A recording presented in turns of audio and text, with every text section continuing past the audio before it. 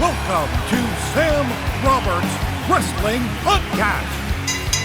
Here is Sam Roberts. And hype girl, Katie Linendoll.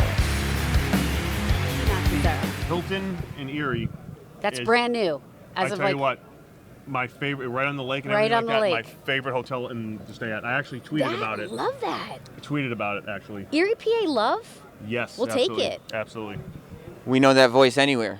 Here on Radio Row. It's on Radio Row, right? Yeah. At WrestleMania Fan Access. Damien Mizdow is here with yours truly, Sam Roberts, and Katie Linendoll. What's the haps, Damien? You know, just kicking it. Yeah. What about you? I'm kicking it as well. All right. Luckily. Did you think, because Damien Mizdow, Damien Sandow is a very popular character when you hit your peak as Damien Sandow. Did you think Damien Mizdow would get as positive a response as it's gotten? It's one of the hottest things in the company. You know what? Every time I do something, I dive headfirst into it, and I do not go any less than with everything I have. So I kind of half did expect it, that is. Did I actually think it would be to the heights that it is now? I don't even think I could have predicted that. Right.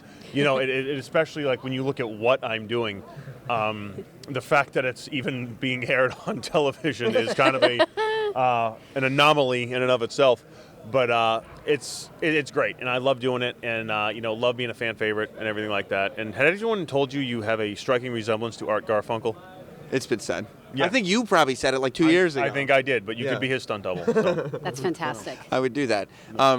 So is that the way you kind of are working the character out now? That just the more absurd, the better? Let's see what I can get away with this week? Well, I won't lie to a degree, yes, but it's also, kind of, I think I have my finger on the pulse of what the WWE Universe would like to see out of this character. So it's a constant evolution. If you look at Mizdow when we first started as to Mizdow now, there's been a constant change, and it's constantly evolving and morphing, and it's just a great place for me to be in. So. Have you always been a funny dude? To me, it's no, because I've always been someone, though, like when I go out there, one of the things I've always prided myself in is whether they were booing me or laughing or cheering, like they've always been doing something, and they're not quiet. And there's a lot of guys out there that they get that quiet sometimes, and that's just not what I'm about. So, when did you come up with the concept that you're going to start mimicking the moves that Miz is doing in the ring? On the spot, you just did it one night. Just did it one night, and they reacted well to it. I'm like, well, I guess we should probably do some more of that, and we did. Yeah. So yeah. Have you done anything like that where people have afterwards said, "What are you doing out there? Nobody told you to do that"? I've been very lucky. They've given me a lot of freedom, and I've tried to make the most of it. So yeah. Probably a question you get asked a lot is pre-Mizdow, what was your favorite of all those to play? I like the interpretive dancer. Yeah. Is that because you got to keep the suit? No, actually, the suit. I don't know what happened or whatever came with the suit, but it was definitely one of the more memorable things I've done. When you do you get down and out at all about your career? Because it's gone up and down. Right now, you're at a huge upswing. Mm-hmm. Before this, you were in down. Then you've been up before. When you got the Money in the Bank briefcase, it's like you're one of the top guys on the card. Then you lose the briefcase, you dip down, then you come back up. When you're dipping down, are you kind of like, Well, you know what? It's funny. I think if you look at my career, more than any other superstar, I've been all over the map. Yeah. And in the short time I've been here, it has been like up, down, up, and you know what? I take it one day at a time, and there is nothing that anyone can throw at me that I will not think my way out of, that I will not perform my way out of if given the opportunity, and that's pretty much my attitude. So that's what it is. At this point, whatever you throw at me, it's my job to just go out. I'm going to make it work. Yeah.